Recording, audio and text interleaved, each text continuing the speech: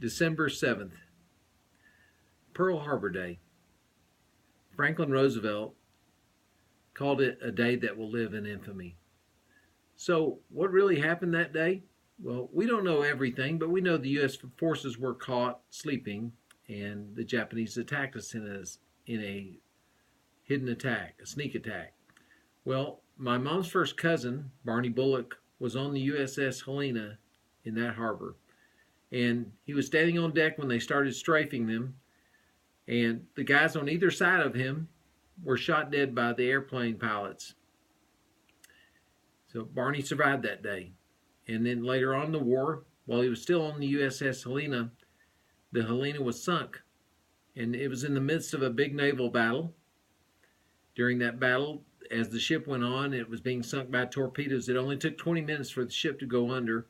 And as the ship is moving forward the whole time, sailors just had to jump off and try and save their lives. They didn't have time to go for any lifeboats or life vests. So they were just in the water. There were two battleships that were close by, and they knew it was probably a suicide mission, so they asked the guys on the ship if they could get 4 volunteers to go out and man life rafts and try and save those that were still alive. Can you imagine the courage it took to try and save those sailors' lives and go into a life raft and try and pick them up? Because you know you could be killed very easily. God bless those soldiers. And so my cousin Barney, my mom's first cousin Barney, was in the water.